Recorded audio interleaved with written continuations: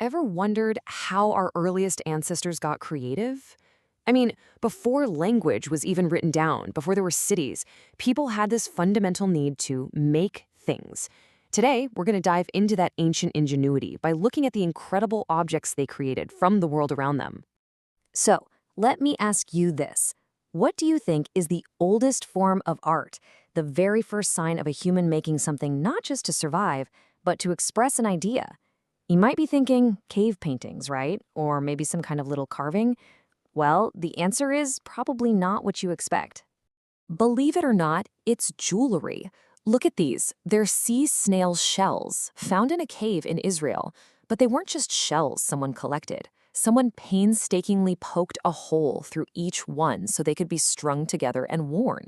This wasn't just decoration, This was about identity. This was a way of saying, I belong to this group. I am one of us. And get this, these little beads are 135,000 years old. Just let that number sink in for a second. It's an almost unimaginable amount of time. It just goes to show you that this deep need to create, to express ourselves, it goes way, way back in our history. And really, that's the heart of what we're exploring today. The story of humanity is written in the things we make, from the simplest piece of bone to the most complicated piece of glass. It's a story that shows our technology and our creativity have always been totally linked, dancing together through time. All right, so here's our roadmap. We're going to trace this incredible evolution of ingenuity. We'll kick things off with stories told in bone. Then we'll dive into some amazing treasures from the sea. From there, we'll look at the revolutionary moment of crafting with earth and fire. And we'll finish up with a real technological marvel, the invention of glass. First up, bone. Okay, so think about it. Long before we had metals, what did we have? Bone was it. It was the original multi-tool. It was strong, it was pretty lightweight, and after a hunt, it was everywhere. You could shape it into almost anything you could imagine. And this is what made bone such a game changer. It was just so versatile. It was a core material for pretty much everything. We see it used for practical, everyday tools like axes and combs, but also for things with deep cultural meaning, like burial urns, beads, and even musical instruments. And speaking of instruments, the world's oldest known flute is 42,000 years old. Think about that for a second. 42,000 years ago, someone sat down and meticulously carved bird bone and mammoth ivory, not to make a tool for hunting, but to make a tool for creating music. That tells you so much about their world, that they had complex social lives, rituals, and the capacity for pure joy. And hey, this isn't just a theory. These are actual artifacts we found. This specific flute, which was discovered in Germany, is rock-solid proof of our ancestors' incredible artistic and acoustic skills. It's like a sound frozen in time for millennia. Okay, so from bone, let's head to the coast. Let's see how objects from the sea became some of our first treasured possessions, and maybe even our first type of currency. I mean, just look at this incredible necklace. Jewelry made from seashells is one of the most common artifacts that archaeologists find, and they find it all over the world. It doesn't matter what continent you're on, it seems like humans have always been drawn to the beauty of the ocean.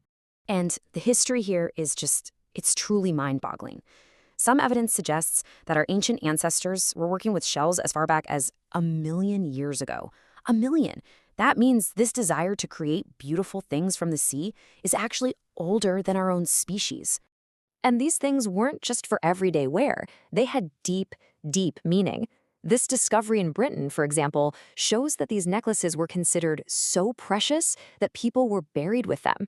They were treasures to take into the afterlife, a practice we see in ancient cultures all across the globe. All right, now we get to a major technological leap forward. This is about that moment of discovery, when you realize you can take simple mud, just clay and silt, and with the help of fire, turn it into something permanent, something useful. This is the birth of ceramics. These beautiful beads, for instance, are made from fired clay. Now, they might look simple, but don't be fooled. To create these, you needed a real understanding of your materials and a very controlled process for shaping them, drying them, and then firing them in a kiln.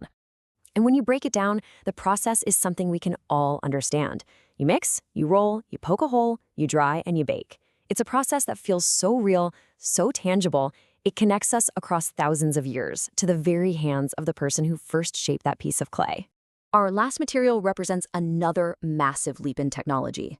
I'm talking about glass. See, glass isn't something you can just find lying around. You have to create it. You have to take something like sand and heat it to incredibly high temperatures. It really is a kind of alchemy. And what's really cool is that archaeologists can trace the evolution of glassmaking. It starts small with these precious little beads in ancient Egypt. 1,000 years later, people are making small vases using molds. And then comes the big one, the invention of glass blowing, which made everything faster, cheaper, and way more versatile. And you gotta love the resourcefulness here. Early glassmakers were basically the world's first recyclers. Seriously. They would gather up any broken glass they could find, old jars, medicine bottles, grind it all down into a fine powder, and use that to make new beads. And this right here is why glassblowing was such a revolutionary innovation. Before, when you used a mold, you were kind of limited to simple, often opaque shapes. But with blowing, suddenly you could create these delicate, complex, and transparent vessels. It was a complete breakthrough technologically and artistically. So as we look back on this whole journey, from bone and shell to clay and glass, a really clear story emerges. It's the story of taking what the earth provides and using our ingenuity to make something new, something both useful and beautiful. That creative spark isn't just something we learned, it's a fundamental part of who we are. And that leads me to one last thought to leave you with. Thousands of years from now, if future archaeologists were digging up our civilization, what materials would tell our story? Would it be silicon chips, plastic bottles, stainless steel? What single object would they find that just perfectly captures our creativity, our values, and our own moment in history? Definitely something to think about.